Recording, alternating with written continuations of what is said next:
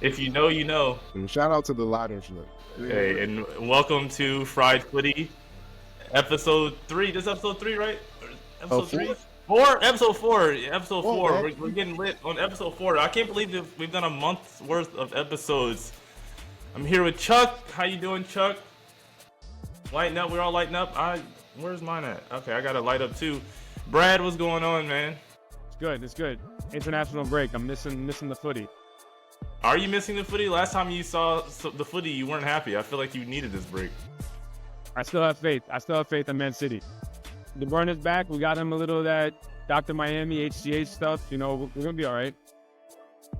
Dr. Miami if you're going to Dr. Miami for De Bruyne, you got bigger issues, pal. Right? Why does De Bruyne? Wrong doctor. BBL? Yeah, you trying to get the De Bruyne BBL? The BBL not going to help him. I know he's got some leg problems, but I don't think that's the type of problems he has, bro. BBLs will not help him put the ball in the box, Brad. It's not. Yeah, that's not gonna help them hamstrings stay together. Damn, just gave De Bruyne the wild yeeks for no reason. The wild yeeks is crazy. I see how y'all living over in Man City. I see what the team culture is over there. It's not the episode, man. Yeah, hell no. Yeah, what's the first topic, man? All right, so I think the place we gotta start today is Cristiano Ronaldo. I haven't seen a guy that age do something this athletic in the world of football in a long time. But did you see the goal he had? Heel mooi af natuurlijk. Voorzet van Vitinha. Something. I mean, he was about 3 feet away from the goal, but it was something. Juventus. Bro, how can you disrespect this man? That's not disrespect. That's a fact. He was inside the 5-yard box, 8-yard box. He was right there. Well, you know, I've never seen a bicycle kick tap in, but it was a good goal. While Mr. Debbie Downer here and Mr. Critique Man Rodney wants to judge the bicycle kick, I'm going to applaud Ronaldo because 900 is no small feat, and he's number 1. This was goal 910. Messi even better, 8 more. Messi's at 850 and Pele's at 757. So Ronaldo, at this point, Ronaldo's just competing against himself, which is crazy. To be fair, Pele said he got like 1,000 goals and y'all wasn't counting all of them. So I don't know what you. He's not here no more. Rest in peace to the legend. So but. Yeah, hey, Pele had the Negro League goals.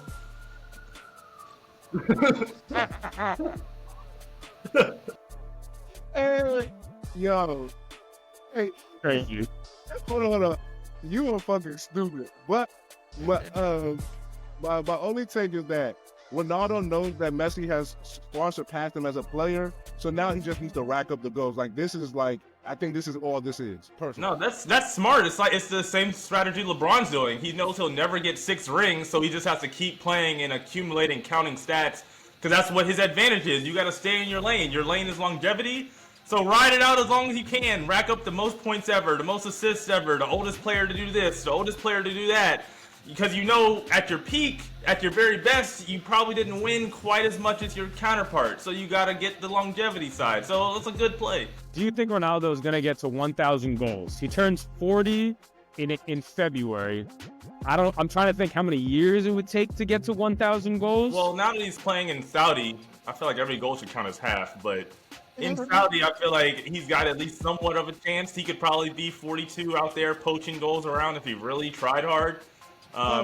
We're counting international goals too, and Portugal will not let this man get off the pitch. Like they were going to carry him until he's fucking decrepit and 55, still trying to run. Yeah. Something I love about international break, which is like, you know, none of the teams are playing this weekend, is you get the wildest random stories. And this week, my favorite story is the UEFA referee, David Coote, who I don't know if you guys have heard all about David Coote, but David Coote is in some deep shit. I mean, David Coote went from having a sweet job as being the VAR official in all these games to suddenly my man is about to be potentially out of a job after a video came out of him talking wild shit and very profanely about Liverpool legendary coach Jurgen Klopp. What did you think of the Liverpool game earlier when you were fourth official? Liverpool was shit. What do you think of Jurgen Klopp? Absolutely. My man dropped that C word that the British people love to use so casually. And after that, a couple of days later, a whole nother video came out. Of the lighter flick when you playing this video, like, Oh, he is snorting. My first reaction was, who is his enemy? Who has all this dirt and is putting us out in the streets for it, like against him? Is what I like? Who did he hurt? Who did he wrong? That was my initial thing, because it's like, I doubt that he's the only ref that feels some type of way about players and coaches, or I'm sure that there was probably another ref in there who had the next bump after him. But you know what I mean? Like, they're all friends. So like, why did he get targeted? What did he do? Who did he wrong?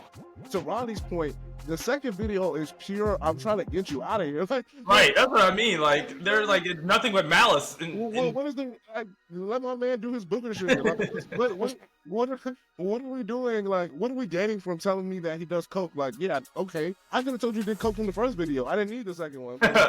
Yo, so Chuck, so which video do you feel like was more damning of his character, the first or the second video? Oh, see, that's a good question. So I think the coke speaks to his freaky side, his nefarious side, more than the first one speaks to his unprofessionalism. So I think the second one is the one that's gonna do him in, because people gonna be like, oh, so you be doing coke too? Like, Yeah, and he was really doing coke. Like, did you hear him snorting and sniffing? Like, you hear him snorting? this man said E-I-E-I-O, 3 little pigs in the farm. He was going in. Oh my God. I'm just saying, if you would close your eyes, you would have thought he was sneezing. So there was one other detail too, which the Sun reported as him trying to arrange drug parties. And it was that. Oh, he's the Diddy of listen, EPO? Referee. Oh, He's the Diddy of referees, bro? He's putting parties together? Oh, no. No Diddy here. No Diddy here. No Diddy. No Diddy here. So Chuck, your team, the franchise Manchester United that has caused so much pain for so many people around the world for so many years. At this point, their new manager is going to start this upcoming game against Ipswich Town, Ruben Amorim. How are you feeling? What are your expectations here? I know you've been hurt a lot of times. Are you ready to trust again? I have cautious optimism. When I'm not saying that, everything's gonna turn around overnight. We're not gonna run up to number 4. No. Where we at? 15 now. Hey, baby steps. That's the most depressing take you could have given. You don't even have hope left. Manchester United fans don't even have hope. They don't even have hope. Take the wins you can get. Take the wins you can get, guys. Take the ones you can get. You guys are healed. I mean, isn't he supposed to be bringing over some players with him and things like that? That's what I'd be more excited about. The last time a guy brought some players, listen, bro, I do not know until you see, I want to see what your reaction is to the man himself. He sat down for an interview, his first interview. What kind of team can I expect from Ruben Amorim's United? I think you will see an idea. You could like it or not, I don't know, but you will see an idea. You will see a positioning, you will see something that we want to reach that kind of level. But if I have to say something to you, you will see an idea. All right, he sounds like a scammer. He sounds like he was selling me a multi-level marketing scheme. Listen, yeah, that clip did not entice me by any stretch of the imagination, and we're gonna push past that. We're gonna push past. I mean, I do appreciate the fact that he kept the expectations very low in the clip. He said, "I have an idea. You may or may not even like the idea.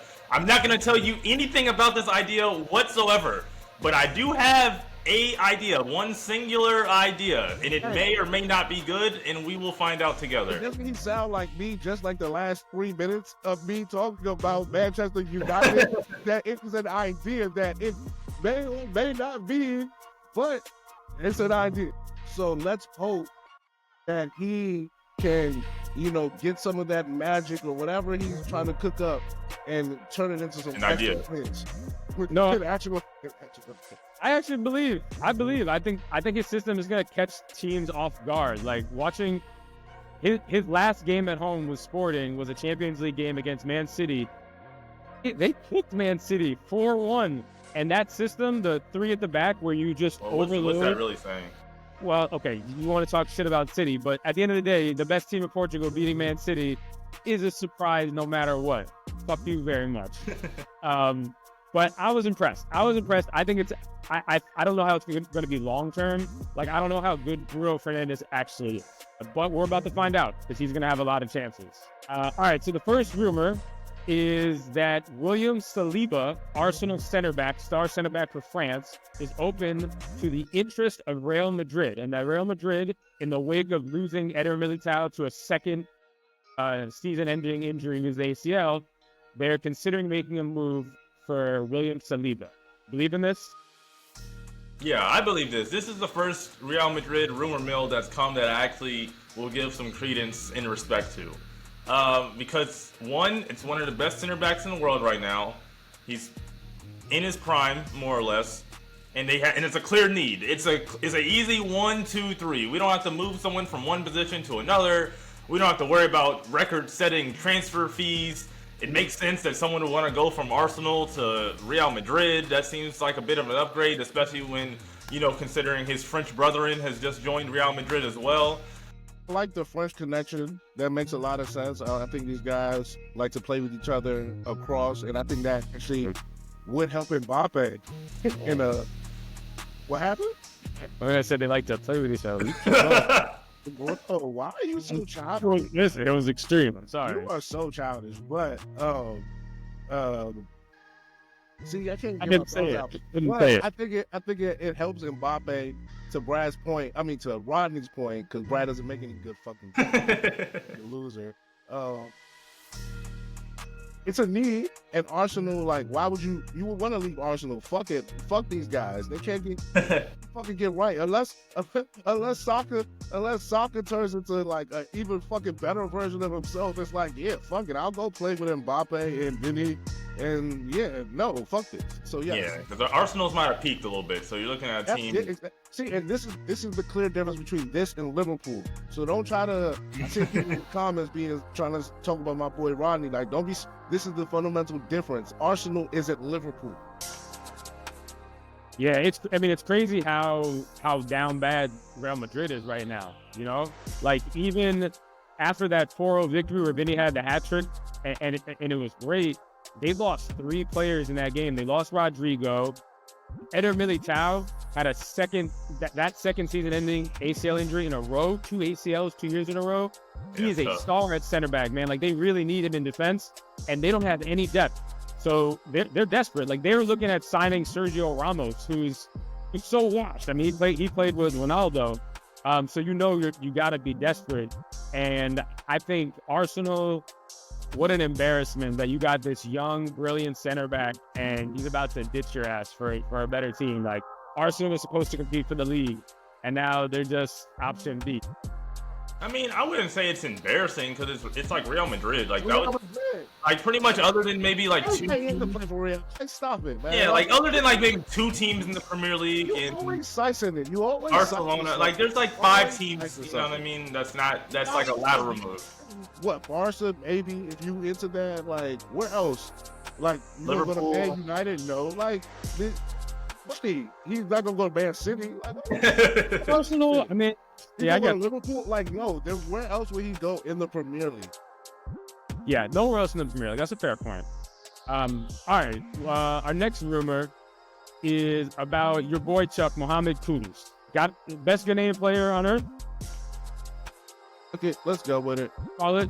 Mohamed Kudus is being courted by both Liverpool and Arsenal, and he's apparently open to a move to either. His release clause at West Ham right now is 100 million euros. He's a $100 million type of cat. Like, it might seem excessive for what he's maybe produced as far as production, but I think as far as a talent standpoint, and I feel like me and Brad are very like sort of high on Mohamed Kudus, so it's like somewhat of a bias here. I mean, he is a offensive creative force. Every time I watch him, he's making openings that weren't there, creating dangerous chances out of like one pass.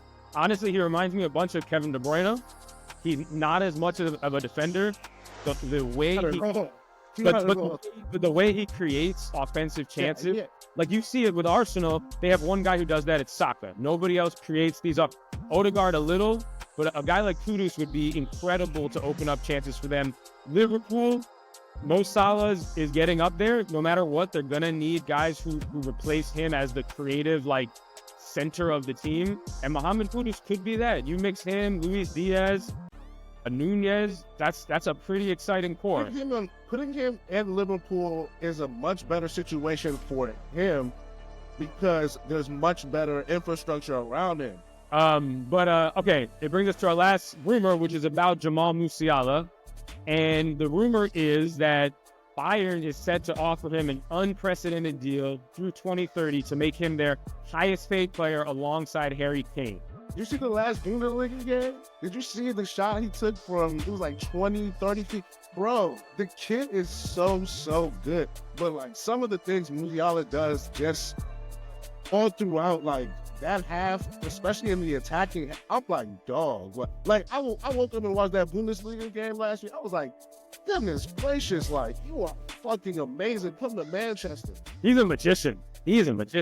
Oh, like the first touches is the thing for me with him, like Musiala or Cole Palmer. Damn. I'm Say it with your chest. I'm saying Musiala because of what's around him. So okay. I'm going Musiala. I'm going Musiala too because one problem that I've seen with Cole Palmer, he kind of shrinks in the big games. If you look at his stats, Cole Palmer is incredible against good to average teams. Like if you look at his four goal game, who do they come against? It's not the big clubs. When he plays the big clubs, the stats are much worse. Like the stats are clear. It's not controversial to say the stats are clear. I believe in him still, but those performances are real. He hasn't done it against the big clubs. Musiala has done it on the international level. Palmer hasn't done it on the international level. He hasn't been given the chance by England because Southgate was a fucking idiot, but I think Palmer will prove it, but he hasn't proved it. But if we're saying it's no fault of Palmer, then you can't hold it against him. You're doing both at the same time. I personally would take Palmer just off the strength that. Yeah, okay. Let's hear it. I would take Palmer just because I feel like the gap is that big between the EPL and Bundesliga. So I'm just more impressed by what he's doing. I don't care that he's doing it against a small club. 4 goals in the EPL is 4 goals in the EPL. Like we saw just last week in the EPL that these bottom teams, mid-table teams can beat a top team. Like their parity in the EPL is on a different level. Like these Bundesliga teams, like please. Like there's some of these teams, you know, outside of La Liga, outside of EPL are real mid. You know what I'm saying? Listen, you're not wrong, bro. If Chelsea was in the Bundesliga, they would be doing just as good, probably better than Bayern. Whoa. Wow, that's a pretty high take. I didn't know the rumor rule was gonna get us to Palmer. Chelsea takes over. You know what? This is what you call potting, my boy. We call this potting.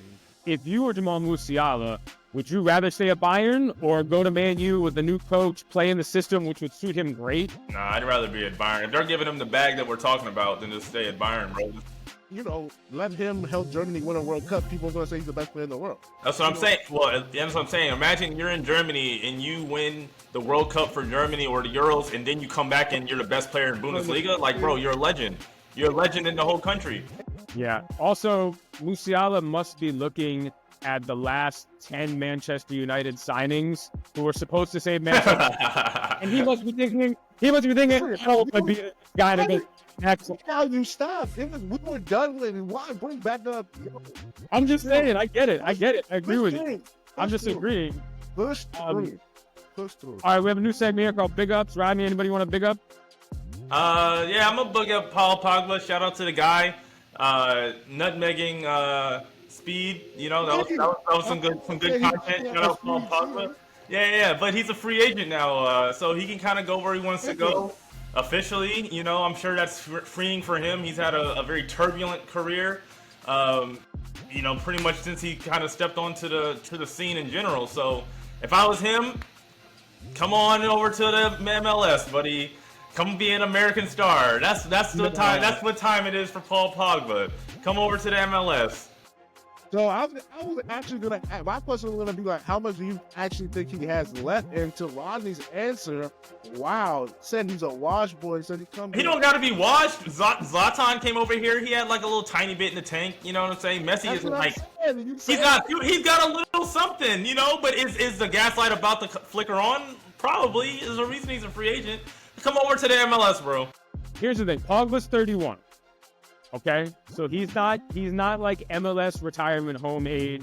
Okay, yet. I mean he's getting close. I mean I saw a rumor for De Bruyne to the MLS, so it's not he's not far. De Bruyne, I don't know. I'm just saying. Once you get to about 31, 32, people start making those rumors because they know what time it is. De Bruyne helped them win the league. I think Pogba, when he went to Juventus from Man United on a free transfer, like a year and a half ago when he was still playing, the Juventus players were shocked at how good he still was. So to me, I think because he has that special creative chance-making passing ability that all these teams are lacking, like if I was Man City, I would love to have Pogba on the bench as a backup for when De Bruyne gets hurt. Yeah, see what I'm talking about? You're talking about a backup. Paul, they don't love you in Europe, bro. They don't respect you and appreciate you in Europe. Come over to the States, bro. You can do whatever you want. You have everything you want over in the States. So you see what he's pitching you to be a backup. He's pitching you to be a backup. He just told me how great he was. Did he go to Miami and join Messi? Bro, him and Messi tap in, bro. That would be crazy. That's kind of crazy that you did all that to make him Man City. Just to make him a backup. On Man City, you want him backing up. Who they even have in midfield right now? Rodney's hurt. De Bruyne's coming back. He's still a backup. See, only one of us has Paul's best interest in mind. And I'll let the audience say, bro, living in Miami, there's no better city I'm pitching him than Miami. Yeah, I ain't got a better city than Miami. You got me there. You know what I'm saying? Bro, Paul, meet me at Art Basel, bro. Who you picking up, Brown? I gotta big up. This is my adopted international squad, Venezuela. My wife's Venezuelan. I gotta big up their team. They've been in a crazy battle to qualify for their first ever World Cup. Qualifying for the World Cup in South America is a bitch. Like, that shit is hard as hell, and they're like the laughing stock of South American soccer, unfortunately. But they're coming up. Vino Tinto. Anyway, tied 1-1 with Brazil. They need this. They're on the brink of making the World Cup in Venezuela.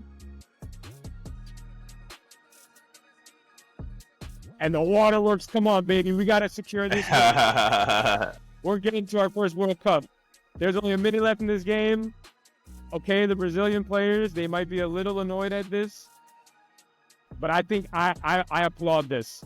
Trying to turn the water off is hilarious. You applaud this is nasty work. Because, like, if this was done to the Venezuelans, they would be crying up a storm about how the Brazilians are cheaters, and this is Nah, suck. You know what? I call this home field advantage. That's what I call it. Whatever. This is First League. They got away with it. This isn't harmful, so it's cute. You know, it's a cutesy. That's what I'm saying. Home field advantage. You know, remember, like when the Spurs turned the AC off, they had to get LeBron cramping up. What did that hit my man's eye?